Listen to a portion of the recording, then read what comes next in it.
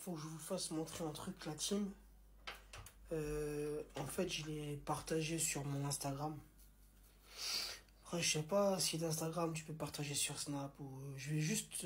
en fait, je vais enregistrer. Je vais mettre ça dans ma story. Il est important. Quelque supporter que tu sois. Peu importe l'équipe que tu supportes. Parce que je sais que, surtout dans mon Snap, j'ai pas mal de monde et j'ai pas que des supporters du Paris Saint-Germain, mais de d'autres clubs aussi. Donc peu importe un club que tu supportes, que tu sois jeune ou pas. Si tu es jeune, on va dire que c'est peut-être plus valable ce message, puisque dans la vidéo que je vais vous mettre, après, je pense que le garçon, il est assez jeune quand même. Mais bref, il n'y a pas d'âge en vrai, tu vois, y a pas, à tout âge, tu te dois d'apprendre. Tu te dois de te renseigner, de lire sur l'histoire du club que tu supportes. C'est super important, la team. Et je vais vous mettre la vidéo et vous allez comprendre pourquoi je dis ça. Combien de Coupes d'Europe le Paris Saint-Germain? 0. Ah ouais? En quelle année a été créé le Paris Saint-Germain? Qui est né là 1979? Non, je sais pas. 1970. Qui était le meilleur buteur de l'histoire du Paris Saint-Germain avant Cavani et Kylian Mbappé? C'était Zlatan. Qui est le joueur le plus capé de l'histoire du Paris Saint-Germain? Bah du coup c'était Marco Verratti mais il est parti, du coup ça doit être... Ah ouais? Pas Verratti. Ah ouais? Marquinhos? Même pas? Non. Ah je sais pas. C'était Jean-Marc Pilorget. Putain, ah ouais. Ok. Donc, combien de Ligue 1 avait le Paris Saint-Germain avant l'arrivée de QSI?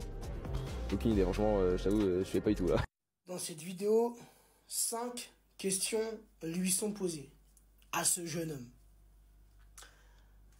Alors, j'ai pas envie de le juger. Il doit être très jeune. J'ai pas non plus envie de le taxer de footix.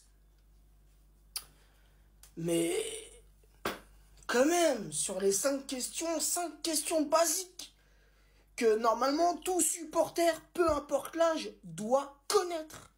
Est censé connaître. C'est pas des questions de dingue non plus, tu vois, c'était des questions basiques, frérot. Et sur les 5, une seule bonne réponse. À savoir qui était le meilleur buteur historique du club avant Mbappé et Cavani. Avant, oui, c'était Ibra. Après Ibra, c'est Neymar. Après Neymar, c'est Paoletta. C'est ça le classement. Mbappé, Cavani, Ibra, Neymar, Paoletta. C'est pas sorcier la team. Bon, ça, il a su y répondre. C'est bien, une bonne réponse sur 5.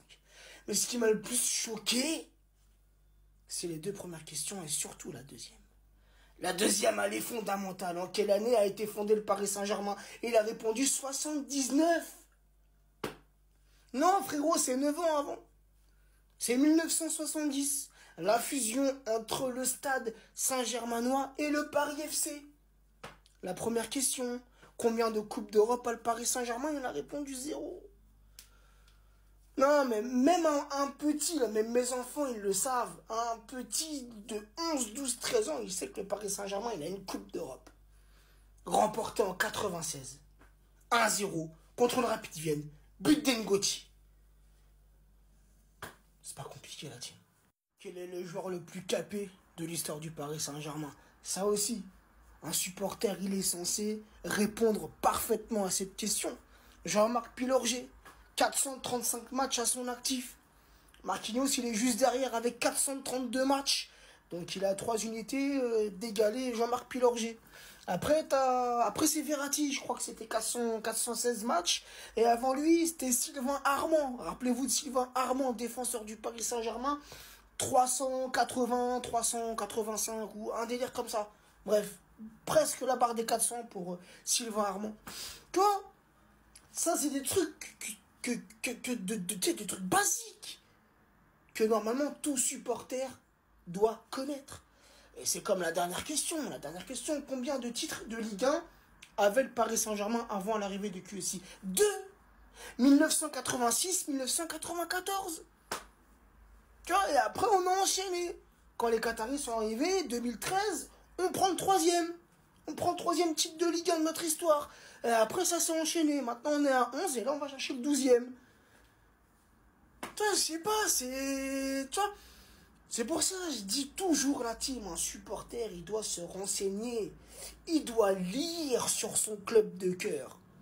Et pas supporter le club parce que c'est dans la tendance. Non, c'est pas comme ça que ça marche. Faut se renseigner. Faut s'instruire, c'est important.